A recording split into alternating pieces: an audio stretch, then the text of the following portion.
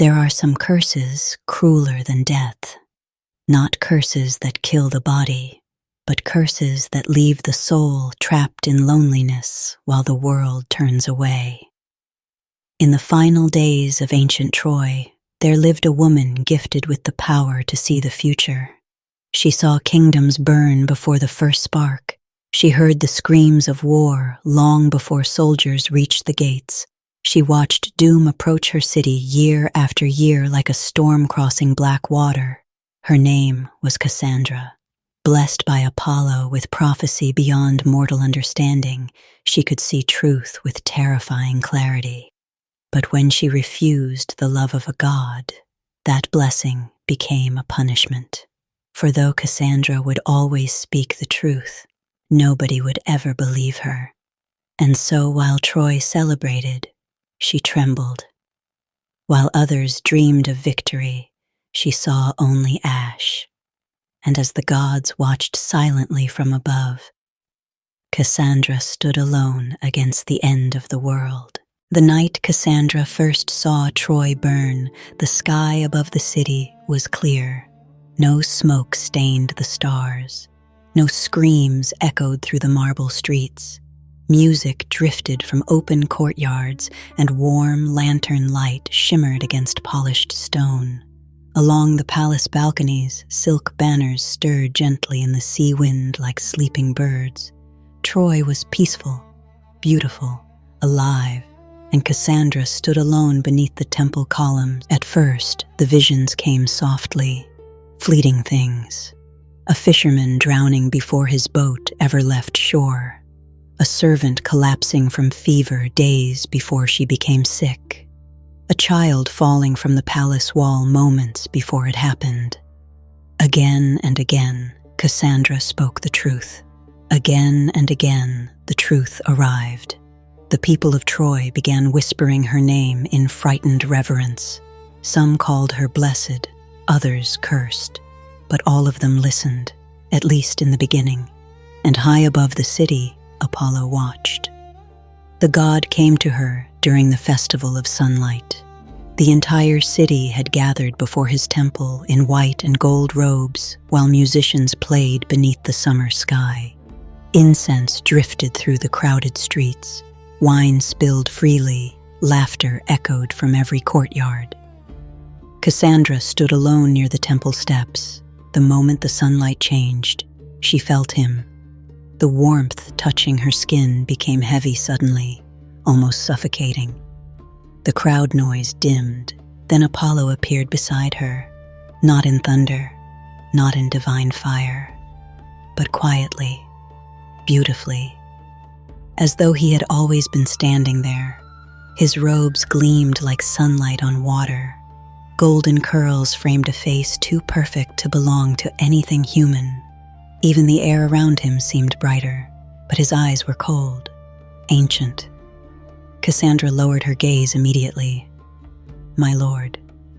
"You fear me," Apollo said. His voice was calm enough to terrify her. "I honor you." A faint smile touched his lips. "That is not the same thing." Cassandra said nothing. The god stepped closer. "You have heard my voice already," he said. "You have seen what others cannot." The sunlight around them brightened. "I can give you more." At once, visions flooded her mind, storms tearing kingdoms apart, kings dying beneath spears, cities crumbling into dust. The future unfolded endlessly before her like an ocean of ghosts. Cassandra nearly collapsed beneath the weight of it. Then the vision stopped. Apollo touched her face gently. "You will see all truth," he whispered. For one terrible moment, Cassandra understood the scale of what stood before her. A god, immortal, endless. And suddenly she realized the attention of such beings was not a blessing. It was a trap. Apollo leaned closer. "Love me," he said softly. The words were gentle, certain, as though refusal had never existed before. Cassandra's heart pounded. Every instinct screamed at her to kneel, to obey. But beneath the beauty of the god's face, she sensed something colder than cruelty: possession. She stepped backward. Apollo's expression changed slightly, only slightly, but the warmth vanished from the air. "My lord," she whispered, "I cannot." Silence. The festival sounds returned faintly around them, distant and muffled like noises underwater. Apollo stared at her for a long moment. Then he smiled. It was the most terrible thing Cassandra had ever seen. Not rage, not hatred, disappointment.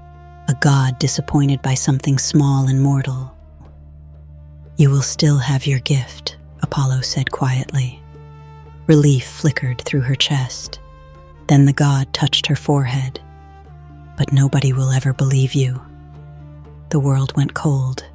Apollo turned away and vanished into sunlight. The curse did not reveal itself immediately. At first, nothing seemed different. Cassandra still saw visions, still warned the people of Troy, still spoke truths nobody else could see. But now, the moment she spoke, doubt followed. A merchant laughed at her warning before his warehouse roof collapsed 3 days later. A soldier mocked her prophecy before dying exactly as she described. Priests frowned when she entered temples. Servants whispered behind her back. Even her own family began looking at her strangely, not with fear anymore, with pity, as though madness had settled slowly behind her eyes. Years passed, and Cassandra's visions grew worse. Sometimes reality itself seemed to tear open around her. At royal feasts, she would suddenly see blood pouring from golden cups.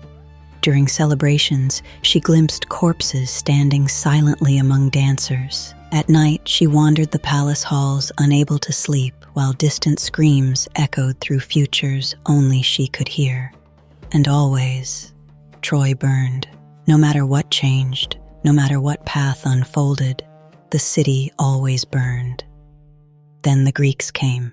1,000 ships blackened the horizon beyond the sea cliffs. War drums echoed across the water, and Cassandra felt the future close around Troy like iron chains. 10 years. 10 years of death. 10 years of fathers burying sons beneath broken walls. Still the city endured. Still Troy stood proud and golden against the sea. And the people began believing Cassandra less than ever. Because how could destruction come while the city still stood? How could doom exist while children still laughed in the streets? Only Cassandra saw the truth. The ending was already approaching. Slowly, patiently, like a storm crossing black water, the horse arrived at dawn. The Greeks were gone, their ships vanished. The beaches stood empty beneath gray morning skies. And before the gates rested, an enormous wooden horse. The city erupted into celebration. People flooded the streets laughing and crying with relief. Bells rang from the temples. Soldiers embraced one another atop the walls. "The war is over! We have won!"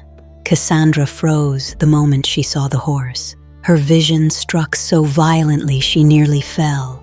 Fire exploded across her sight. She saw soldiers emerging from the horse beneath moonlight, saw throats cut silently in sleeping homes, saw Troy drowning in blood and flame. She screamed, "Do not bring it inside." The crowd fell silent. Faces turned toward her. Cassandra stumbled forward desperately.